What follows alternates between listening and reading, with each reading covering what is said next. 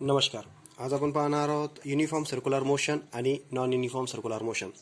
बघा, सर्वप्रथम पाहू आपण uniform circular motion. Uniform circular motion काय आहे तर त्याची डेफिनेशन बघा. The motion of the particle along the circumference of the circle with constant speed is called as uniform circular motion.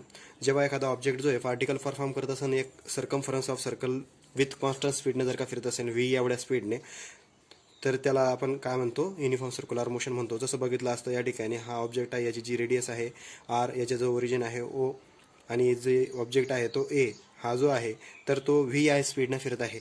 So या ठिकाणी सुद्धा ए व्ही व्हेलॉसिटी आहे आणि तो या ठिकाणी बी या पोझिशनला पोहोचला असता त्या ठिकाणी सुद्धा त्याची जी व्हेलॉसिटी आहे ती सुद्धा व्हीच आहे. तो या ठिकाणी सी या पोझिशनला पोहोचल्या असता या ठिकाणी जो स्पीड आहे तो सुद्धा त्याचा व्हीच आहे. म्हणजे त्या ठिकाणी एखादा पार्टिकल सर्कम्फरन्स भोवती फिरत असेल, मग एका गतीमध्ये असेल आणि विथ कॉन्स्टंट स्पीडमध्ये, तर त्याला आपण युनिफॉर्म सर्क्युलर मोशन असं म्हणतो. आणि त्याचं जे एक्झाम्पल आहे तर ते बघू आपण. पहिलं एक्झाम्पल आहे motion of the earth around the sun. जे काही अर्थ आहे तर ती सनभोवती फिरत आहे. नंतर motion of the moon around the earth, जसं चंद्र हा अर्थभोवती फिरत असतो, पृथ्वीभोवती फिरत असतो. हे असं दुसरं एक्झाम्पल. ठीक आहे. नेक्स्ट टर्म्स बघू आपण त्या ठिकाणी. नेक्स्ट टर्म्स आहे बघा. नेक्स्ट टर्म काय आहे? Non uniform circular motion. Non uniform circular motion काय आहे? The motion of the particle along the circumference of the circle with variable speed is called as non uniform circular motion.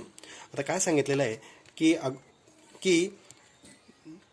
एखाद्या particle जर का तो circumference भोवती फिरत असेल आणि त्याची जी स्पीड आहे, जो स्पीड व्ही आहे, तर तो काय असणार आहे? व्हेरिएबल असणार आहे. या ठिकाणी पी या पोझिशनला त्याचा जो स्पीड आहे तो व्ही आहे आणि या क्यू या पोझिशनला त्याचा जो स्पीड आहे तो V2 आहे.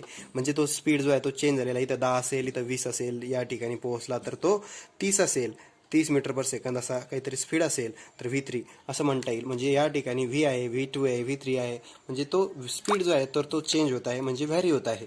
तर अशा प्रकारे आपण जो नॉन युनिफॉर्म सर्क्युलर मोशन की एखादा ऑब्जेक्ट जो आहे सर्क्युलर मोशन परफॉर्म करत असताना त्याचा जो स्पीड आहे तर तो व्हॅरी होतो, त्यालाच आपण नॉन युनिफॉर्म सर्क्युलर मोशन असं म्हणतो. त्याचं एक्झाम्पल म्हणून बघा, motion of a body on vertical circle.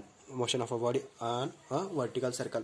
जसं तुम्ही पाहिलं असेल की युनिफॉर्म सर्क्युलर मोशनमध्ये जो ऑब्जेक्ट आहे तो सर्क्युलर मोशन परफॉर्म करत असताना ज्याची जी व्हेलॉसिटी आहे ती कॉन्स्टंट असते. व्हेलॉसिटी जी आहे ती कॉन्स्टंट असते, पण त्याची जी डायरेक्शन आहे त्याची ती डायरेक्शन ही प्रत्येक ठिकाणी बदलत असते.